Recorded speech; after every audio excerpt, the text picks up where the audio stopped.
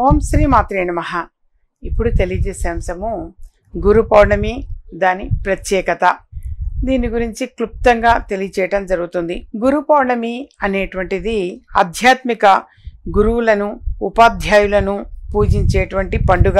దీనిని వ్యాస పూర్ణిమ అని కూడా అంటారు. ఈ రోజున వేదవ్యాసుడి యొక్క జయంతిని పురస్కరించుకొని గురువులకు కృతజ్ఞతలు తెలుపుతూ వారి ఆశీస్సులు పొందుతుంటారు. గురువుల మార్గదర్శకంలో జీవితాన్ని ఉన్నతంగా మలుచుకోవడానికి, జ్ఞానాన్ని, వివేకాన్ని పొందడానికి ఈ పండుగ ఒక గొప్ప అవకాశం. గురు పౌర్ణమి యొక్క విశిష్టత, గురువుల పట్ల కృతజ్ఞత. గురు పౌర్ణమి రోజున గురువులు మన జీవితాలకు అందించిన జ్ఞానం, మార్గదర్శకత్వం కోసం వారికి కృతజ్ఞతలు తెలుపుతారు. ఆధ్యాత్మిక అభివృద్ధి, గురువుల బోధనలను అనుసరించడం ద్వారా ఆధ్యాత్మికంగా ఎదగడానికి, ఆత్మజ్ఞానాన్ని పొందడానికి పండుగ ఉపయోగపడుతుంది. వేదవ్యాసుడి యొక్క జయంతి. ఈ రోజున వేదవ్యాసుడు జన్మించాడని నమ్ముతారు. ఆయన వేదాలను విభజించి పురాణాలు, ఇతిహాసాలు రాసిన గొప్ప ఋషి. సాంప్రదాయ వేడుక. హిందూ, బౌద్ధ, జైన మతాలలో గురు పౌర్ణమిని ఘనంగా జరుపుకుంటారు. ఈ రోజున గురువులను పూజించి వారి ఆశీస్సులను పొందుతారు. సత్ప్రవర్తనకు మార్గదర్శనం. గురువులు మనలో సన్మార్గంలో నడవడానికి, సత్ప్రవర్తన అలవర్చుకోవడానికి సహాయపడతారు. గురు పౌర్ణమి రోజున వారి బోధనలను గుర్తుంచుకొని వాటిని పాటించడానికి ప్రయత్నం చేయాలి.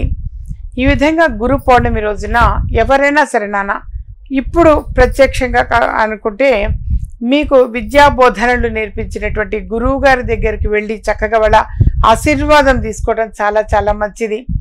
కొంచెం ఇంత పళ్ళు తీసుకొని వెళ్ళి, పళ్ళు, దక్షిణ, తాంబూలము అది చక్కగా గురువు గారికి ఇచ్చి వారి పాద నమస్కారం చేసుకోవటము అనేటువంటిది యథార్థంగా చాలా చాలా మంచి లక్షణము. ఎందుకంటే వ్యవస్థ అనేటువంటిది కూడా ప్రస్తుతం ఉన్నటువంటి ఈ కాలమాన పరిస్థితులు కావచ్చు, ఈ వ్యవస్థ కావచ్చు, చాలా అన్యాయంగా ఉంటుంది. చాలా బాధ అనిపిస్తూ ఉంటుంది. చాలా బాధ అనిపిస్తుంది. చిన్న లేదు, పెద్ద లేదు, విచక్షణ లేదు, జ్ఞానం లేదు. ఎలా పడితే అలా మాట్లాడుతున్నారు. చిన్నంతరం పెద్దంతరం లేకుండా మాట్లాడుతున్నారు.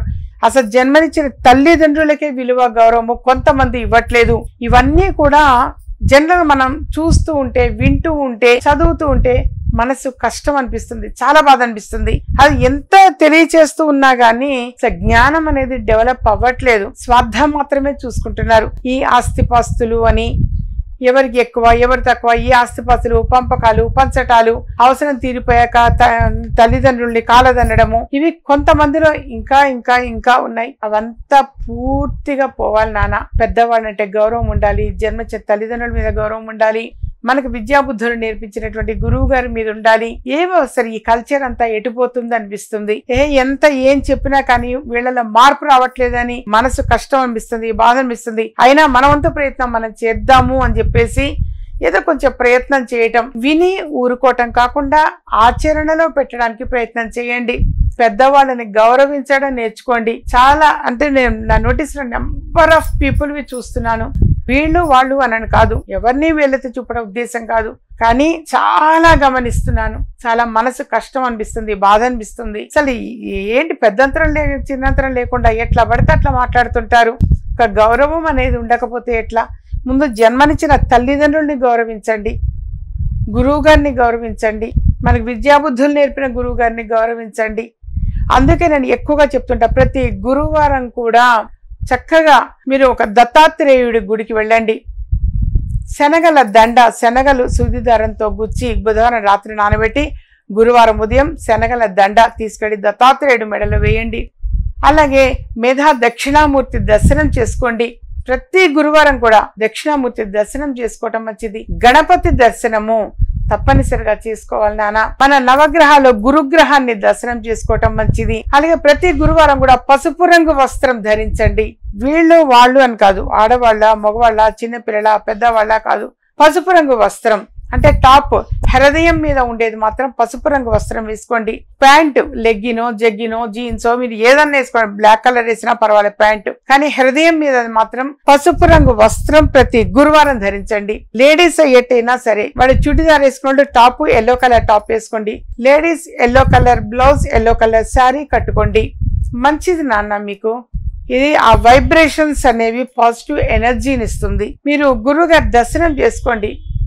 కనీసం దత్తాత్రేయుడు గుడి, దక్షిణామూర్తి గుడి, వినాయకుడు గుడి, నవగ్రహాల గురుగ్రహ దర్శనం చేసుకోవటం, గురుగ్రహానికి మరి శనగల దండని సమర్పించటం, పసుపు రంగు ఒత్తులు 21 పసుపు రంగు ఒత్తులు అంటే చేతిలో పసుపు వేసుకొని కొంచెం నూనె వేసి 21 ఒత్తుల్ని ఇలా అనండి. పసుపు రంగు అయితే 21 ఒత్తులు గణపతి గుడిలో వెలిగించండి.